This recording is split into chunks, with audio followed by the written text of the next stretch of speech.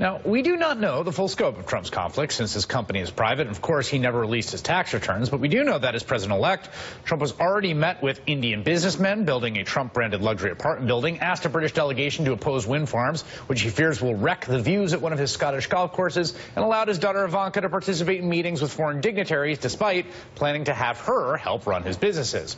And there's the Trump International Hotel in D.C., which is located just around the block from the White House in the taxpayer-owned old post office building just down the street from where Trump will soon be living. Already, diplomats are flocking to the hotel in order to curry favor with Trump, which means he is already profiting from his role as soon-to-be public official. That's not the half of it. Trump leases the space from the federal government, which means that he is about to become both the property's landlord and its tenant. Trump will, again, if nothing changes, violate that lease on the first day he takes office, since, for fairly obvious reasons, the lease explicitly states the following: no elected official of the government of the United States shall be admitted to any share or part of this lease or to any benefit that may arise therefrom. Crucially, even if Trump hands the property over to his kids, it doesn't come close to solving the problem, since he will continue to have a very vested interest in that hotel's success. Joining me now, Congressman Michael Burgess, Republican of Texas. Congressman, it's good to have you, as always. You agree that this is Chris, a problem? Thanks for having me on. Good to be with you. Long time no see, and we had a big election a couple of weeks ago, and I haven't had a chance to catch up with you, so it's good to be with you. My word, Congressman, are you taking a victory lap? Is that what you're doing? No. In fact, I with some interest read your tweets about the election of 140 years ago, the Tilden Hayes conflict. Was that a relative of yours?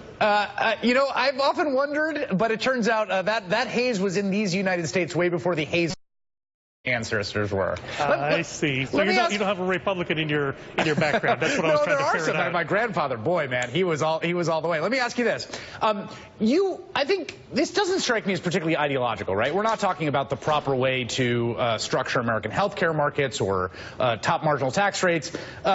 You know, across the ideological spectrum, I mean, you would agree this is a real problem, right? Well, look, we recognize, and you and I have acknowledged in the past, that Trump was an unconventional candidate, and now he's an unconventional president-elect. He's been very successful in his private life, and look, I kind of know something about that. I had to walk away from my medical practice 10 years ago. That's hard to do for someone my age. Yeah. I will tell you, it was difficult. So I can certainly sympathize that he may be having some difficulty with leaving that, but this is a smart individual who has smart people around him, and I will trust that they will make the correct decisions. So here's my question. This is actually a great example, right? So you were a practicing physician, as I understand it. You had a very successful medical practice. Very successful. Yeah, you left that medical practice behind entirely, right? You didn't give it over to your kids. It's not something you're actively consulting with. They were not licensed to practice medicine in the state of Texas, so that would have been hard. That would have been problematic, obviously. But my point being that this wasn't just a kind of on-paper, arm's-length thing. I mean, you divested yourself from it, and it's no longer under your purview. You're now completely separated from it. Right. It wasn't required. And certainly there are physicians who have maintained some type of practice with coming to Congress, and I debated it, but the type of practice that I maintained was a 24/7 hands-on full-time job. I knew this was an important 24/7 full-time job, so I had to make a decision. And when I was running, people asked me, what will you do? And I said, if I'm elected, I will serve in Congress. I will no longer be your doctor. I want to be honestly and genuinely praise you for that, because I know that's a difficult thing, and obviously it could be the case that you did that and then 2 years later you voted out and all of a sudden you got to start from scratch again. It seems to me that your own admirable above and beyond actions in this case are a pretty good standard for a man who's going to be the most powerful man in the United States with, I think you and I would agree, the most difficult job in the world.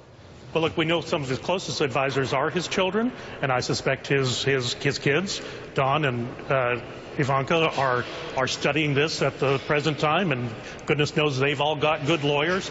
This is not something that's being handled lightly. I have not talked to the president-elect about this or anything else, in fact, in the last 3 weeks, but I expect them to make the correct decision, and I do know this. I mean, he has said it over and over again. He is devoted to what he has chosen to do. It was a hard decision decision to make, and I know it was not easy for them, but I trust them to make the right decision when the time comes. And as you pointed out, we've got 51 days till he takes the oath. Yeah, it strikes me, though, that the Article 1 constitutional duty that you have, and you and your members, your colleagues have, is oversight of the executive. It's something that the Republican Congress has pursued zealously with this White House. It's something the Republican Congress promised to pursue zealously if Hillary Clinton had been elected. In fact, you're one of 52 members who signed a letter asking for the IRS to investigate the Clinton Foundation.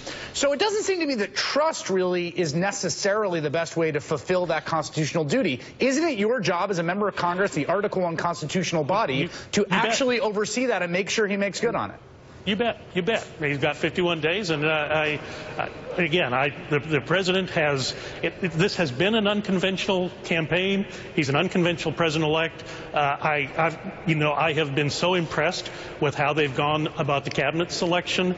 I think he has listened to advisors. I think he has made studied decisions of the decisions that have been made.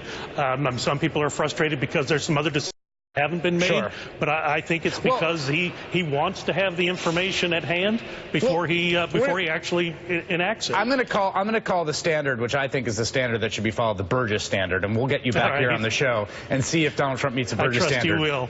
And I'll try to divert it to the Hayes-Tilden conflict again. Thank you very much.